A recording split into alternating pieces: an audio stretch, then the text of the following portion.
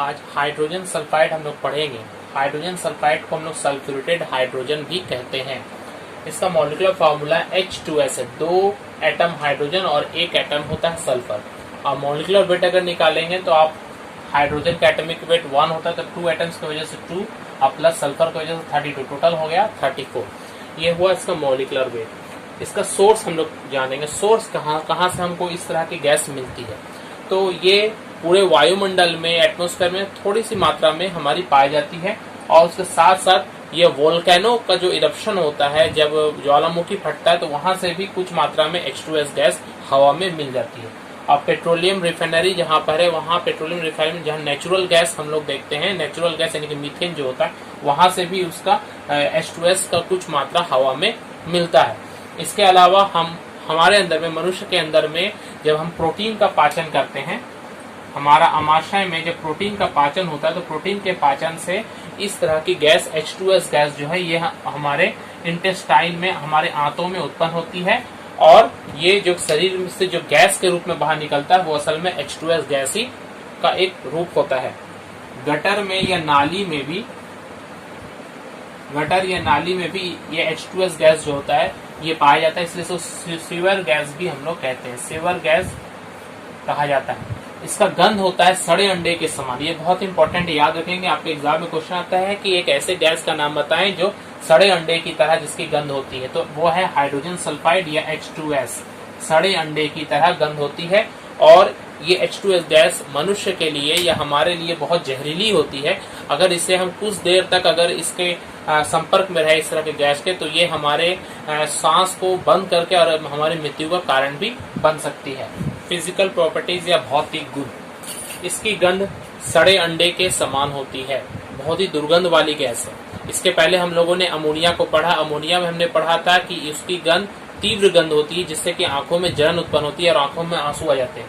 और इसके बारे में क्या पढ़ेंगे, सड़े अंडे के समान होती है। या अम्लीय गैस है, अमोनिया में हमने पढ़ा था वो क्षारीय गैस है। ये कैसी गैस है, अम्लीय गैस है। और ये जो H2S जो फॉर्मूला लिखा गया है, इसे चूंकि यहाँ पर 2 हाइड्रोजन है, ये जलीय घोल में 2 प्लस आयन उत्पन्न करती है, 2H प्लस उत्पन्न करती है, इसलिए डाई बेसिक एसिड हम लोग कहते हैं। क्या कहेंगे, डाई बेसिक एसिड, द्विभस्मिक अम्ल। ये वायु से भारी होती है। यह श्वासरोधी विषाक्त गैस है, सांस को रोकने वाली और जहरीली गैस है। यह जल में कम घुलनशील है, जल में कम घुलती है और गर्म जल में तो घुलती ही नहीं है। तो अमोनिया से हम लोग यहाँ डिफरेंस भी देखते हैं, अमोनिया जल में बहुत ज्यादा घुल रहा था और ये कम घुल रहा है। तो ये कुछ भौतिक गुण है उसके बारे में। अब इस हाइड्रोजन सल्फाइड गैस को हम लोग प्रयोगशाला में, लैबोरेटरी में कैसे उत्पन्न करते हैं, क्या क्या रासायनिक पदार्थ लेते हैं, वो हम लोग लैब प्रिपरेशन देखें। लैब प्रिपरेशन में हम लोग एक उल्फ बोतल लेते हैं। उल्फ बोतल मतलब 2 मुंह वाला बोतल। उसके एक सिरे पर हम लोग एक फनल लगाते हैं, जिसके से कि कोई एसिड को हम लोग डाल सके। और एक सिरा जो होता है वो थोड़ा ऊपर से यहाँ से पाइप होके जाता है, जहाँ से जो गैस जो प्रोड्यूस होगा हाइड्रोजन सल्फाइड, उसे हम लोग यहाँ पर इकट्ठा करेंगे। पूरा प्रोसेस क्या है, सबसे पहले उस बोतल में हम लोग फेरस सल्फाइड रख लेते हैं, आयरन सल्फाइड रख लेंगे।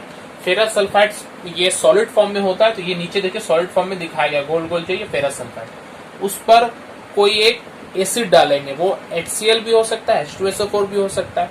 तो यहाँ पर हम लोगों ने H2SO4 से बताया, मगर ये H2SO4 जो है ये डाइल्यूट होना चाहिए, तनु अम्ल होना चाहिए, सांद्र अम्ल नहीं लेंगे। तो क्यों नहीं लेंगे, हम लोग वो पढ़ते हैं।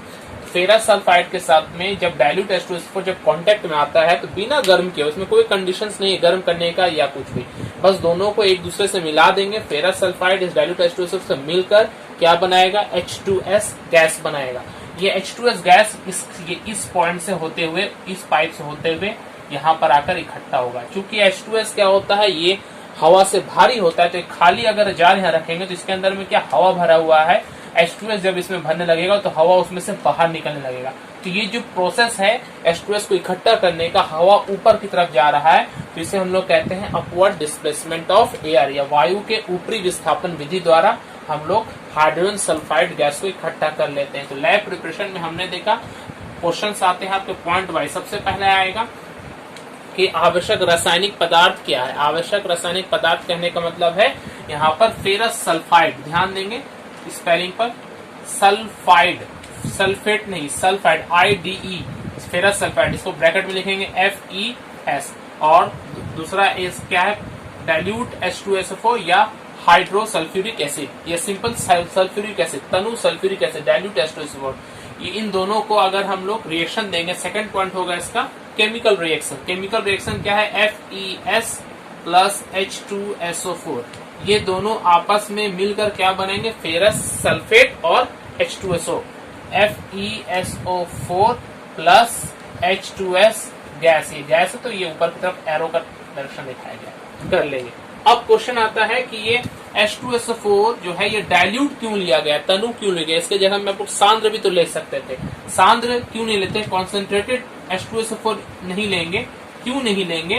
क्योंकि कॉन्सेंट्रेटेड H2SO4 एक स्ट्रॉन्ग ऑक्सीडाइजिंग एजेंट है, एक तीव्र ऑक्सीकारक पदार्थ है जो H2S के साथ मिलकर एक रिएक्शन करेगा ऑक्सीडेशन रिडक्शन का, और H2S को ये सल्फर में और सल्फर डाइऑक्साइड में तोड़ देगा। वो रिएक्शन क्या है देख लें।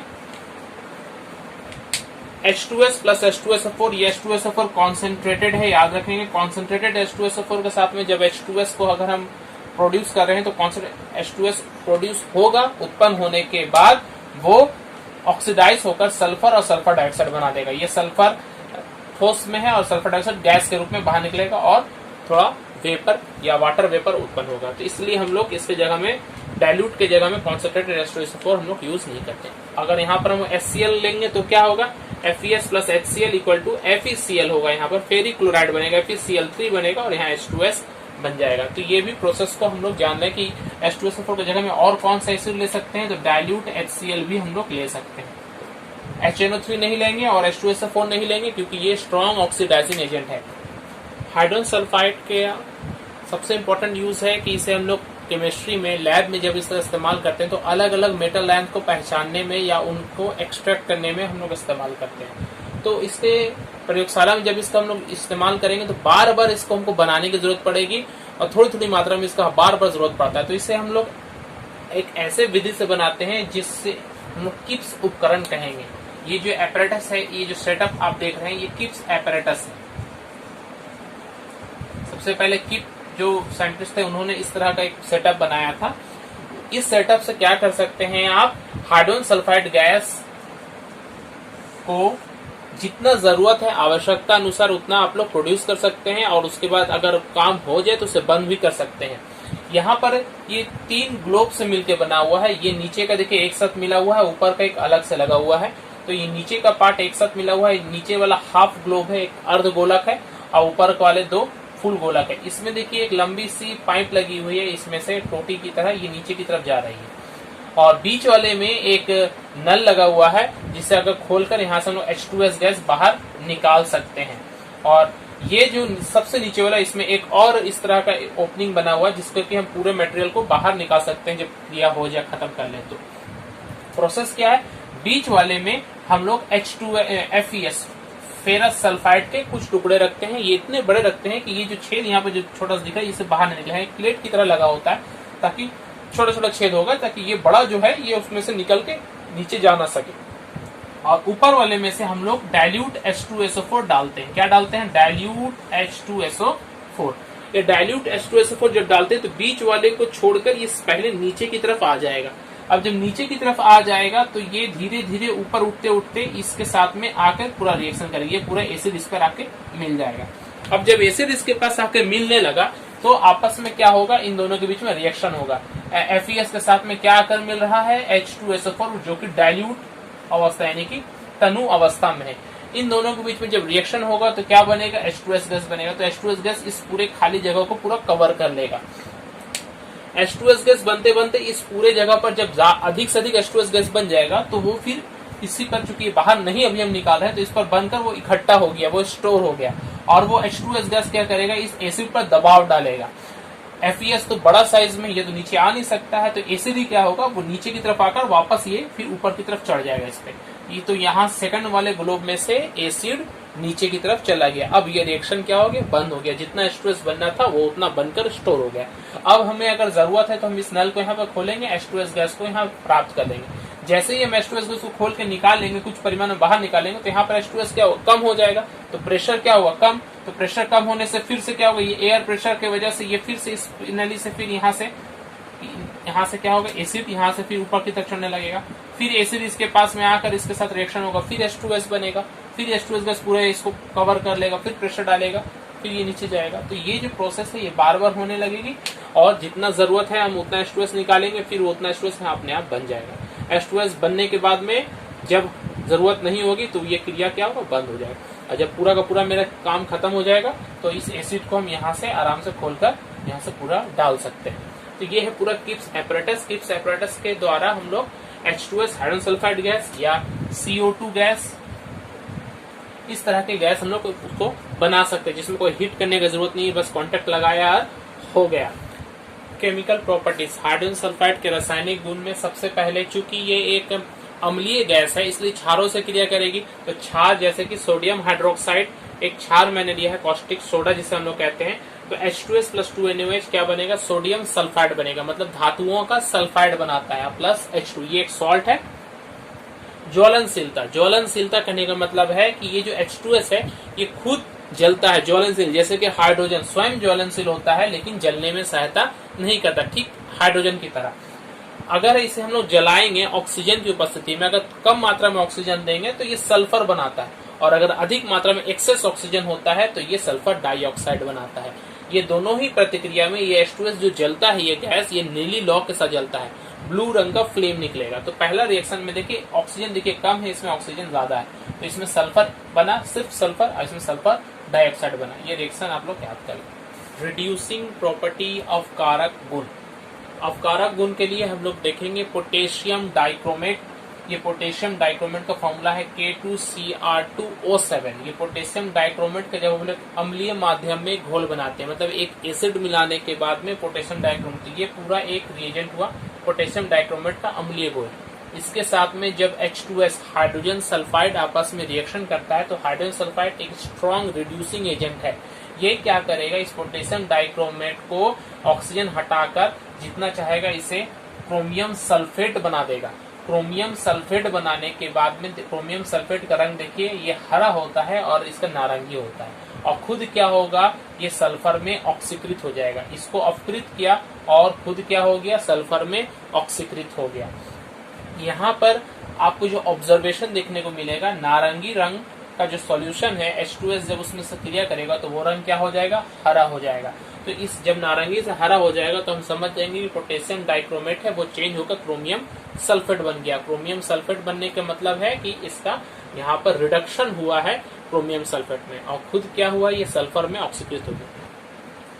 Precipitation of metal salts, metal के जो लवण होते हैं जैसे सिल्वर नाइट्रेट, सिल्वर नाइट्रेट के घोल में जब H2S हम प्रवाहित करेंगे तो वो सिल्वर नाइट्रेट जो है वो सिल्वर सल्फाइड में बदल जाएगा और वो एक अपक्षेप के रूप में, प्रेसिपिटेट के रूप में नीचे बैठने लगेगा। और ये सबसे इम्पोर्टेंट गुण है H2S का। H2S क्या करता है, किसी भी लवण में से उसके धातु का जो पार्ट होता है उस धातु को सल्फाइड बनाकर उसे घोल से अलग कर देता है। इसे हम लोग पहचान के लिए इस्तेमाल में भी धातुओं का, किसी भी यौगिक में धातु है या नहीं उसकी पहचान में हम लोग H2S का उपयोग कर सकते हैं। जैसे सबसे पहले अगर आपको बताया जाए तो सिल्वर नाइट्रेट AgNO3, इसके साथ में जब H2S का रिएक्शन होगा तो बनेगा सिल्वर नाइट्रेट H2S से क्रिया करके सिल्वर सल्फाइड बनाता है। ये असल में काले रंग का एक प्रेसिपिटेट है जो नीचे बैठने लगता है और नाइट्रिक एसिड बनता है। नाइट्रिक एसिड में ये भी सिल्वर सल्फाइड ये घुलता नहीं है, ये नीचे बैठने लगेगा। तो यहाँ से हम इस सॉल्ट से इस मेटल आयन यानी कि सिल्वर आयन को हम अलग कर सकते हैं। ठीक इसी तरह क्यूप्रिक सल्फेट को भी CuSO4 H2S से जब रिएक्शन करेगा तो क्यूप्रिक सल्फाइड बनाएगा, CuS बनाएगा और H2SO4 बनाएंगे। क्यूप्रिक सल्फाइड भी क्या होता है, ये लेड नाइट्रेट H2S से जब क्रिया करेगा तो लेड सल्फाइड बनाएगा जो प्रेसिपिटेट है, नीचे के रूप में बैठ जाएगा और सल्फ्यूरिक नाइट्रिक अम्ल बनेगा। तो यहाँ हम देख रहे हैं अलग अलग मेटल आयन, मेटल सॉल्ट्स है। ये मेटल सॉल्ट जब भी हाइड्रोजन सल्फाइड के साथ में रिएक्शन कर रहा है तो उस मेटल के एक सल्फाइड आयन बना रहा है जो कि प्रेसिपिटेट है और नीचे जाकर बैठ जा रहा है। तो इसी का इस्तेमाल हम लोग करते हैं अलग अलग मेटल आयन को पहचानने के लिए। यहाँ पर देखिए कहीं ना कहीं एसिड बन ही रहा है, चाहे HNO3 बने या H2SO4 बने, और ये जो प्रेसिपिटेट है ये किसी भी एसिड में घुलता नहीं है, ये नीचे बैठ जाता है। इन सब का रंग क्या होता है, काला रंग का होता है। जितना भी यहाँ सल्फाइड बन रहा है, मेटल सल्फाइड, इन सब का रंग क्या है, ब्लैक है। इसीलिए क्वेश्चन आता है कि चांदी के गहने अगर हवा में खुला छोड़ दें तो वो काले क्यों पड़ जाते हैं समय के साथ साथ। तो चांदी जो होता है सिल्वर, वो हवा में जो H2S होता है उसके साथ में रिएक्शन करता है और बनाता है Ag2S सिल्वर सल्फाइड। ये सिल्वर सल्फाइड का रंग होता है ब्लैक और प्लस हाइड्रोजन गैस बाहर निकलने लगता है। Ag2S काला रंग का होता है और ये उसमें घुल जाता है, उसमें पूरा मिल जाता है चांदी के ऊपर में और उसका रंग क्या होता है, काला हो जाता है। एक और यहाँ से क्वेश्चन आता है कि ऑयल पेंटिंग्स जो हैं वो समय के साथ साथ काली क्यों पड़ जाती है। तो ऑयल पेंटिंग्स, जो ऑयल पेंट हम लोग इस्तेमाल करते हैं वो असल में एक लेड ऑक्साइड होता है। ऑयल पेंटिंग्स में लेड ऑक्साइड PbO का इस्तेमाल किया जाता है। ये लेड ऑक्साइड PbO जो है ये हवा के H2S, हवा में वायुमंडल में जो H2S है उसके साथ में मिलकर लेड सल्फाइड बनाता है जिसका कि रंग होता है काला। ऑयल पेंटिंग जो काली पड़ चुकी है लेड सल्फाइड के कारण, उसको हम रिस्टोर करने के लिए हम लोग हाइड्रोजन पेरोक्साइड का इस्तेमाल करते हैं। हाइड्रोजन पेरोक्साइड जो है वो लेड सल्फाइड से रिएक्शन करता है, के साथ रिएक्शन लेड सल्फाइड बनाता है। लेड सल्फाइड का रंग ठीक लेड ऑक्साइड के जैसा ही व्हाइट होगा और ये ब्लैक है। तो ब्लैक जो PbS हो चुका था वो वापस व्हाइट लेड सल्फेट के रूप में रिस्टोर हो जा रहा है। तो ये क्वेश्चन आपके पास में हमेशा आता है कि ऑयल पेंटिंग्स काली क्यों पड़ जाती है और इस ऑयल पेंटिंग्स जो काली पड़ चुकी है उसे वापस हम लोग सही कैसे कर सकते हैं। तो सही करने के लिए एक कॉटन लेते हैं या सूती कपड़ा लेते हैं, उसमें H2O2 हाइड्रोजन पेरोक्साइड मिलाकर घोलकर और उस पेंटिंग के ऊपर में अगर हम इसे रब करेंगे तो उसका कालापन जो है वो वापस पुनः पहले जैसा व्हाइट हो जाएगा। एक क्वेश्चन यहाँ हमेशा पूछा जाता है, सोडियम नाइट्रोक्लोराइड के क्षारीय घोल में H2S गैस प्रवाहित करने पर क्या होता है। ये सोडियम नाइट्रोक्लोराइड है क्या। तो सोडियम नाइट्रोक्लोराइड असल में हम लोग ये एक दवा के रूप में इसका इस्तेमाल करते हैं, नाइट्रोप्रेस, जो कि हाई BP को लो BP में आता है। तो ये सोडियम नाइट्रोक्लोराइड जो है इसका फॉर्मूला है Na2FeCN5NO। ये नाइट्रो का मतलब NO। तो ये सोडियम नाइट्रोक्लोराइड इसका जब क्षारीय घोल लेते हैं, कोई भी क्षार, यहाँ KOH का भी इस्तेमाल कर सकते हैं, तो ये क्षार जो हम लोग लेते हैं इसका जो रंग होता है इस घोल का उसका होता है ब्राउन कलर। इसके साथ में जब H2S रिएक्शन करेगा तो वो बनाएगा सोडियम, एक कॉम्प्लेक्स बनाएगा। इस कॉम्प्लेक्स का नाम होता है सोडियम थायोनाइट्रोक्लोराइड। Sodium थायोनाइट्रोक्लोराइड Na4FeCN। यहाँ पे देखिए 2 था, यहाँ 4 हो गया और अंदर में सेम टू सेम बस NO के साथ में S लगी है। इस S के कारण इसे थायो कह रहे हैं, थायोनाइट्रोक्लोराइड और H2O बना। ये कलर चेंज आपको देखने को मिलेगा, वायलेट कलर का ये हो जाएगा, बैगनी कलर का हो जाएगा। तो आप क्या लिखेंगे कि भूरे रंग का सोडियम नाइट्रोक्लोराइड का क्षारीय घोल H2S से क्रिया करने पर बैगनी रंग के एक कॉम्प्लेक्स यौगिक बनाता है, जटिल यौगिक बनाता है, जिसको कि हम सोडियम थायोनाइट्रोक्लोराइड कहते हैं और जल बनता है। तो जिसका रंग क्या होता है, बैगनी रंग का होता है। Okay, thank you.